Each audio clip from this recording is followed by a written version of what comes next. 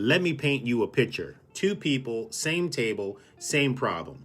One of them is listening, the other one is just waiting to talk. We have been both people, sometimes in the same meeting. That right there, that is not negotiation. That is a staring contest with a PowerPoint. Here's what negotiation actually is. It is a joint problem solving under stress, uncertainty, ego, and the nervous system that is already deciding whether you are the threat. Your brain is not neutral at that table. It is scared, it is fast, and it will absolutely lie to you and call it good instinct. Ask me how I know. See, your brain has this little drama queen living in it called the amygdala. And the moment someone disagrees with you, she does not say, interesting perspective. Let's explore this.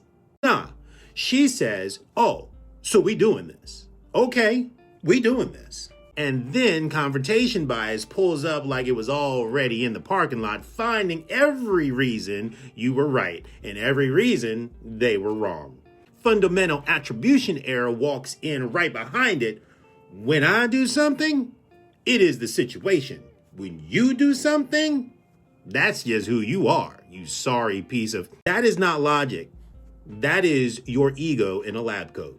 So how do you actually bridge the divide? Well, first, you have to stop negotiating from your position and start listening for the interest underneath it.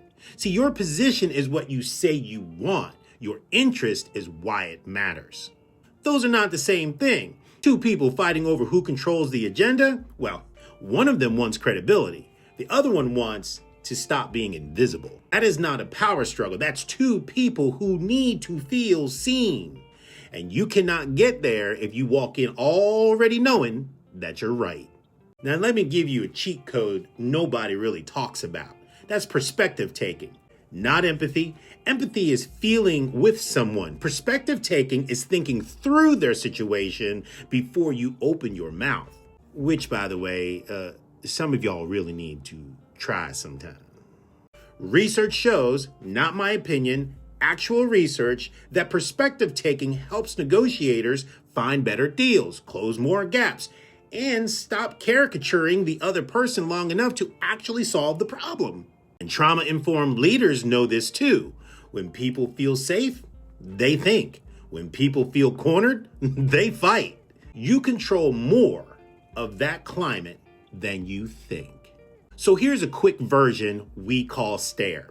The S. S stands for set safety. Can you do that? State why you are here and what this is not. T.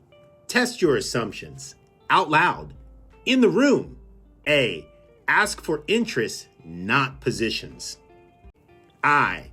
Identify options. 3 minimum. Don't settle for option A versus it fails.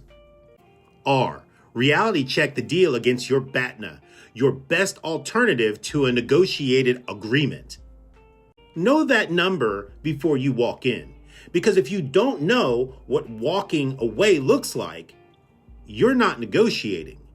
You're just hoping. Listen, the art of bridging the divide is not magic. It's not charm, and it's definitely not charisma. It's disciplined human work. Let me say that again.